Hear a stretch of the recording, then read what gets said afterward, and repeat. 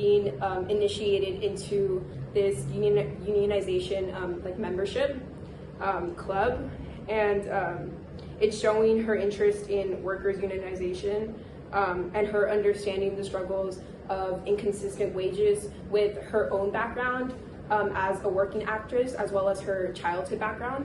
And again, it just shows the struggles of poverty that she did face.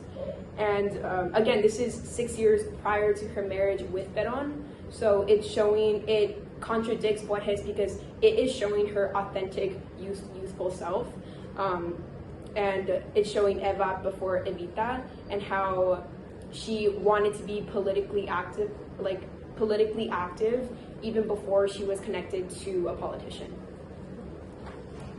So kind of taking what we've established here from Evita's humble beginnings and her genuine interest in workers' representation, we find that this is likely where a lot of the solidarity that the workers' class has with Eva and her image. It's a lot of maybe where the empathy that they have with her comes from, because as we've discussed, if Evita lives comes with the idea of Evita c'est moi, I'm also Evita, Evita's joys are my joys are Evita's joys.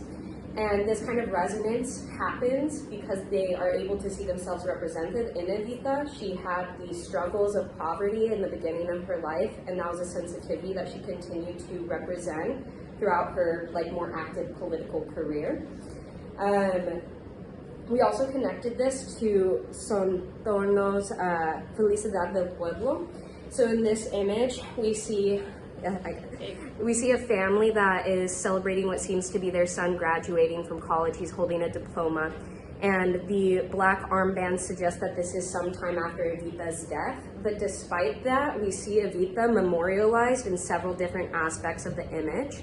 She's in the clouds above, kind of deified in that way. She's in the children's school book. She is in a bust on the wall, as well as the ribbon that surrounds the celebratory cake that they cut. And part of this is going to say that Evita also is associated with the joys and successes of the working class even after her death. That kind of becomes her legacy. In this, she's representing the welfare state. Evita represents the system, not just the traditional system and how it works for people of power and prestige, but how the system can work for the working class, for the blue collar, for everyone.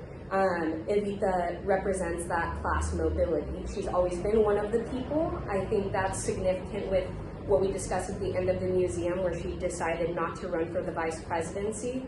That comes from, I think, also a decision to remain within the political group of the people, not becoming a politician in that sense. We also find this to be probably why Evita is considered such a revolutionary icon even after her death, because she represents this counterculture, this idea of the public taking space into popular culture, which might be why the Montaneros kind of resonated with her.